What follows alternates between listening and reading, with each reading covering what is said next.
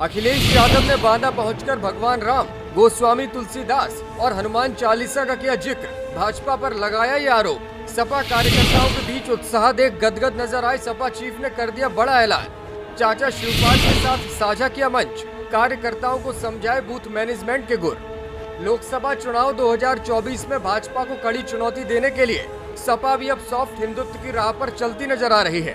Party के राष्ट्रीय अध्यक्ष अखिलेश यादव ने बांदा में भगवान राम, गोस्वामी तुलसीदास और हनुमान चालीसा का जिक्र किया। उनके बयान से ये साफ नजर आ रहा है कि सपा अब चुनावों में सभी वर्गों को साधते हुए निश्चित तौर पर आगे बढ़ेगी। अखिलेश यादव लोक जागरण अभियान के अंतर्गत समाजवादी पार्टी के प्रशिक्षण शिविर में शामिल होने बांदा पहुंचे थे।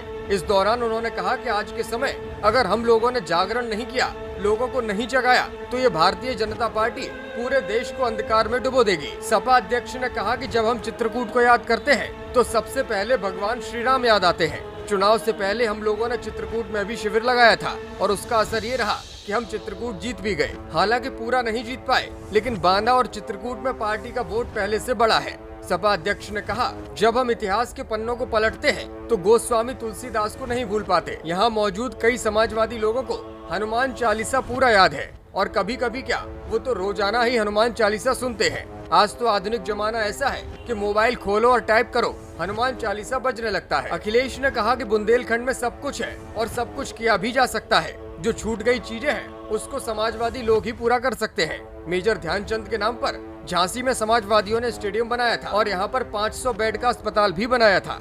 सपा चीफ ने कहा कि हमारी सरकार के दौरान मुझे बताया गया था कि मेडिकल कॉलेज में तमाम चीजों की जरूरत है। जो कुछ भी मुझे बताया गया तुरंत उसका इंतजाम सरकार ने करा दिया। परिणाम ये हुआ कि बांदा में मेडिकल कॉलेज पूरी तरीके से तैयार हो गया और हम लोग इसे शुरू करके ही गए थे। उन्होंने कहा कि राजनीति में हमारे सामने कई चुनौतियां हैं। जिस दल से हमें मुकाबला करना है उसके लोग भगवान की कसमें भी झूठी खाते हैं। सदन में कहा गया कि जो टमाटर महंगा बिक रहा है इससे किसानों को फायदा हो रहा है, जबकि ये बात सरासर झूठ थी। उन्होंने 2 दिवसीय शिविर के दौरान वरिष्ठ नेताओं की ओर से समझाई गई बातों को अपनाने पर जोर दिया और कार्यकर्ताओं से कहा कि वक्ताओं ने आपको जो कुछ भी बताया है वो आपने निश्चित तौर पर लिख लिया होगा या फिर अपने दिमाग में बातों को बैठा लिया होगा। हम लोगों के सामने अब बड़ी लड़ाई है, ये सभी जानते हैं। बांदा, चित्रकूट और आसपास के कार्यकर्ताओं को आयोजन की सफलता के लिए उन्होंने बधाई भी दी। अखिलेश ने कहा कि बुंदेलखंड के इतिहास की बात करें तो रानी लक्ष्मीबाई का योगदान सबसे बड़ा है। रानी लक्ष्मीबाई अंग्रेजों के खिलाफ खड़ी हुई और अपने अधिकारों के लिए उन्हें लड़ना पड़ा। सपा चीफ ने कहा कि रानी लक्ष्मीबाई का साथ देने के लिए झलकारी बाई लगातार उनके आसपास रहीं और उन्होंने मिलकर संघर्ष किया। हम इसे कभी भी नहीं भूल सकते। ब्यूरो रिपोर्ट, मीडिया हलचल।